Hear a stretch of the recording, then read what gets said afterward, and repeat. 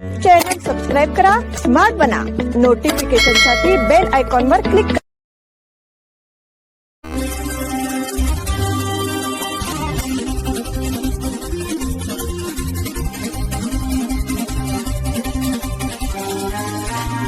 नमस्कार, स्मार्ट न्यूजच्या बुलेटिन मध्ये आपलं स्वागत.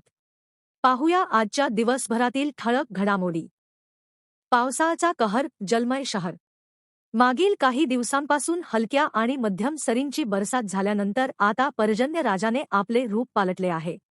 येत्या काही दिवसात पावसाचा जोर असाच सुरू राहिला तर शहरासमोरील पाणीटंचाईचे संकट दूर होईल अशी आशा पल्लवित झाली आहे. शुक्रवारी रात्रीपासून बेळगाव शहर आणि परिसरात पावसाचा जोर चांगलाच वाढला आहे. शनिवारी दिवसभर अक्षरशः शहराला पावसाने झोडपून काढले. सुरू असलेल्या संततधार पावसामुळे जनजीवन पूर्णपणे विस्कळीत झाले आहे.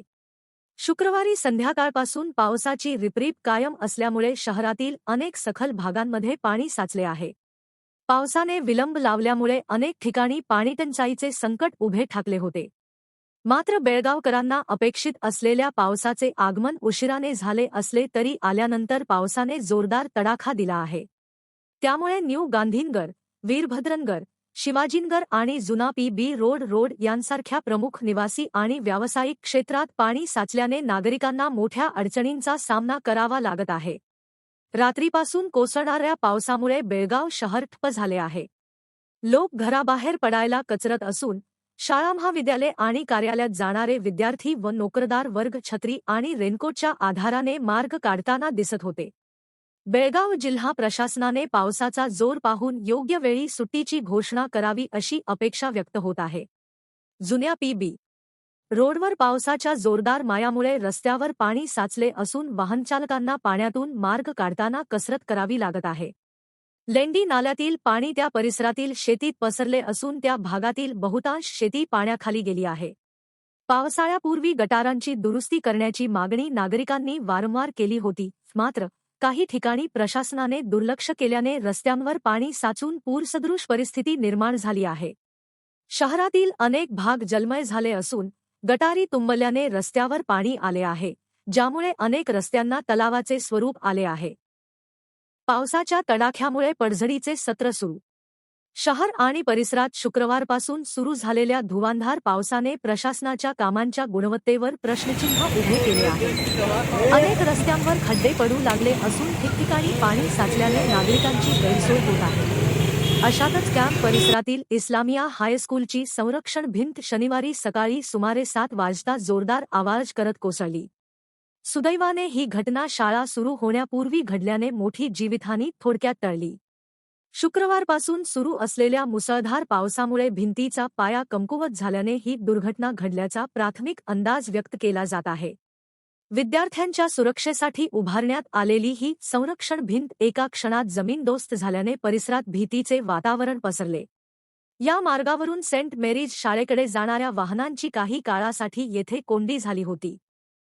उपमुख्यमंत्री एकनाथ शिंदे यांच्या प्रकृतीत बिघाड. महाराष्ट्र राज्याचे उपमुख्यमंत्री आणि शिवसेनेचे सर्वेसर्वा एकनाथ शिंदे यांना अचानक रुग्णालयात दाखल करण्यात आल्याची माहिती समोर आली आहे. एकनाथ शिंदे यांची प्रकृती अचानक बिघडल्याने त्यांना शुक्रवारी ठाण्यातील एका खासगी रुग्णालयात दाखल करण्यात आल्याची प्राथमिक माहिती आहे. त्यांच्यावर सध्या तज्ज्ञ डॉक्टरांच्या निगराणीखाली उपचार सुरू असून एकनाथ शिंदे यांची प्रकृती पूर्णपणे स्थिर आहे. प्राथमिक माहितीनुसार गेल्या काही दिवसांमध्ये कामाचा अतिताण आणि प्रचंड दगदग याचा परिणाम एकनाथ शिंदे यांच्या प्रकृतीवर झाला आहे. यामुळे शुक्रवारी विधिमंडळाचे कामकाज सुरू असताना एकनाथ शिंदे यांना ताप आला होता. तसेच त्यांना प्रचंड अशक्तपणा जाणवत होता. काल ठाण्यातील गंगूबाई शिंदे सभागृहात दुपारच्या सुमारास धुळ्यातील ठाकरेंच्या शिवसेनेच्या उपनेत्या शुभांगी पाटील यांचा पक्षप्रवेशाचा कार्यक्रम पार पडणार होता. मात्र एकनाथ शिंदे यांची प्रकृती बिघडल्याने सर्व कार्यक्रम रद्द करण्यात आले. पाणी पुरवठ्यासंदर्भात पालकमंत्र्यांकडून प्रशासनाला सूचना. जिल्ह्यात पावसाची कमतरता जाणवत असतानाही नागरिकांना पिण्याच्या पाण्याची समस्या भासू नये यासाठी सर्व आवश्यक पूर्वतयारी तातडीने करावी. गरज भासल्यास राखीव निधीचा वापर करून खासगी बोअरवेल आणि टँकरद्वारे पाणीपुरवठा सुनिश्चित करावा, असे निर्देश पालकमंत्री सतीश जारकीहोळी यांनी अधिकाऱ्यांना दिले. शहरातील जिल्हाधिकारी कार्यालयाच्या सभागृहात शनिवारी पार पडलेल्या जिल्हा आपत्ती व्यवस्थापन प्राधिकरणाच्या आढावा बैठकीच्या अध्यक्षस्थानी ते बोलत होते. पावसाळी हंगाम सुरू झाल्याच्या पार्श्वभूमीवर कोणतीही शाळा इमारत जीर्ण अवस्थेत असल्यास किंवा वर्गखोल्यांमध्ये गळती होत असल्यास अशा खोल्यांमध्ये विद्यार्थ्यांना शिकवू नये, असे स्पष्ट निर्देश त्यांनी शिक्षण विभागाला दिले. जिल्ह्यातील जनावरांसाठी पिण्याचे पाणी आणि चाऱ्याची कमतरता निर्माण होऊ नये यासाठी पुरेसा साठा ठेवावा. नैसर्गिक आपत्ती किंवा अतिवृष्टीमुळे नुकसान झाल्यास बाधितांना सरकारी मदत तातडीने वितरित करावी, असेही त्यांनी सांगितले.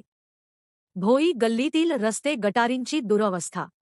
भोई गल्ली परिसरातील रस्त्याची अत्यंत दयनीय अवस्था झाली असून पावसाळ्यात नागरिकांना मोठ्या गैरसोयींचा सामना करावा लागत आहे. गल्लीतील रस्ता पूर्णपणे उखडला असून सर्वत्र खडी, चिखल आणि पावसाचे पाणी साचल्याने वाहनचालक तसेच पादचाऱ्यांसाठी हा रस्ता धोकादायक बनला आहे.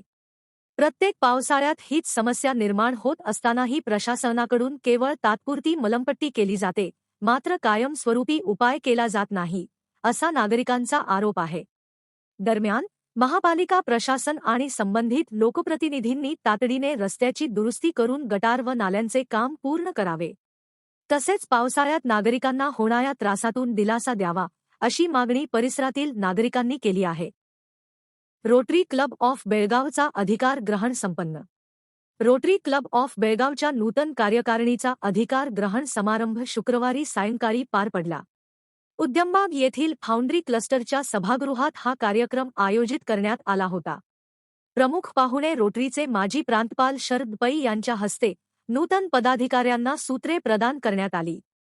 सहाय्यक प्रांतपाल रमेश रामगुरवाडी, माजी सहाय्यक प्रांतपाल राजेश तळेगाव, मावळते अध्यक्ष संदीप नाईक आणि सचिव डॉक्टर संतोष पाटील हे व्यासपीठावर उपस्थित होते.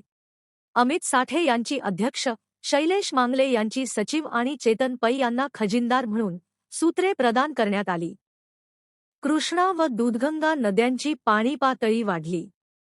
महाराष्ट्राच्या पश्चिम घाट परिसरात सुरू असलेल्या मुसळधार पावसाचा परिणाम आता बेळगाव जिल्ह्यातील चिक्कोडी तालुक्यातील नद्यांवर दिसून येत आहे.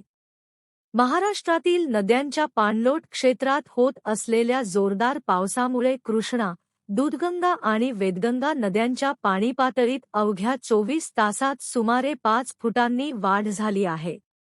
काही दिवसांपूर्वी पूर्णपणे कोरडी पडलेली कृष्णा नदी आता पुन्हा दुथडी भरून वाहू लागली असून नदीतील पाण्याची आवक झपाट्याने वाढत आहे. त्यामुळे नदीकाठच्या गावांमध्ये पुन्हा एकदा पुराची भीती निर्माण झाली आहे. मान्सूनच्या सुरुवातीला पावसाने ओढ दिल्याने नागरिक चिंतेत होते.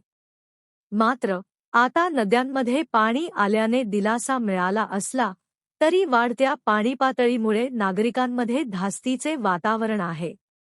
त्यामुळे चिक्कोडी तालुक्यातील सखल भाग तसेच नदीकाठच्या गावांमध्ये पूरस्थिती निर्माण होण्याची शक्यता व्यक्त केली जात असून प्रशासन परिस्थितीवर लक्ष ठेवून आहे. याचबरोबर स्मार्ट न्यूज मराठीचे आजचे बुलेटिन इथेच संपले. धन्यवाद.